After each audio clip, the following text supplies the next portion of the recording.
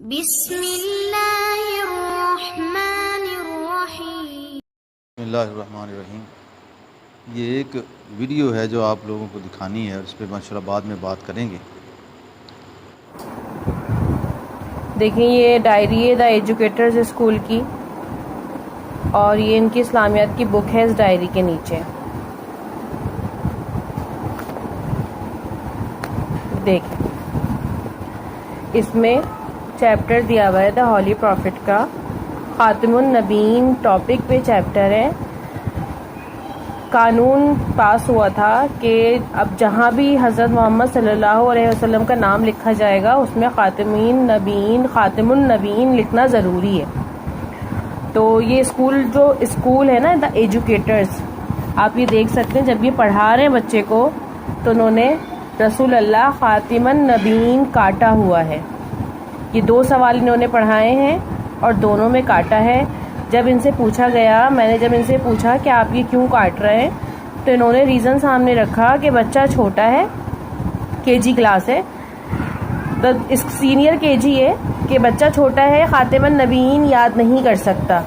बच्चा खातिमुन नबीन याद नहीं कर सकता तो आपने ये बच्चे के लिए इतनी मुश्किल बुक रखी क्यों, चूज़ क्यों की? और बाकी जो आप कोर्स पढ़ा रहे हैं वो भी तो मुश्किल है। सिर्फ एक छोटा सा लफ्ज़ खातिमुन नबीन, ये कोई इतना मुश्किल लफ्ज़ तो नहीं है। जब मैंने बहुत बहस की तो उस पर उन्होंने मुझे ये कहा कि आप घर में पढ़ा लें, हम स्कूल में नहीं पढ़ाएंगे। हम घर में पढ़ाएं, हम तो घर में पढ़ाएंगे, हमारा तो मज़हब है, हमारा तो अकीदा है खातिमुन नबीन पे।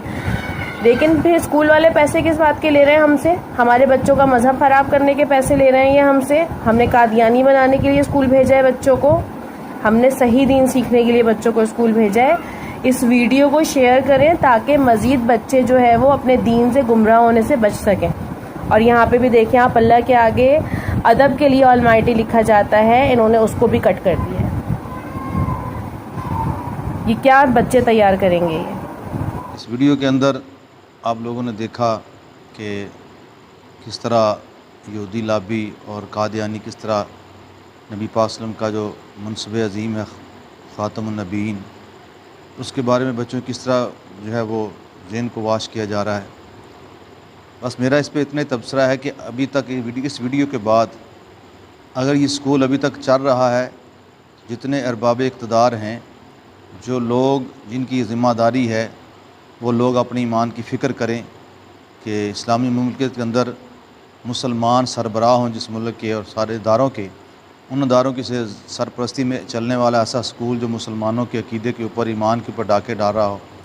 और जब उन्हें कहा जाए, इसके बारे में बताया जाए तो आगे से किस तरह की उनका उज़र क्या है और उनकी बदमाशी क्या है, तो वो लोग अपने ईमान की फ़िक्र करें।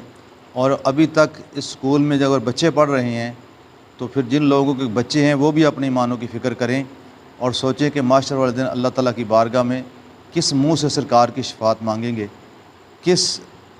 कौन सा अमल है जो वह पेश करके कहेंगे या रसूल सल्लल्लाहु अलैहि वसल्लम हमें आपकी शफ़ाअत चाहिए, कि अपने बच्चों को स्कूल से हटाकर हम दूसरे स्कूल में नहीं दाखिल करा सकते। तो वो लोग जिनके बच्चे अभी तक इस स्कूल में पढ़ रहे हैं वो भी अपने ईमान की हिफाजत करें। अल्लाह ताला हम सब को अपनी हिफ्ज़-ओ-ईमान में रखे।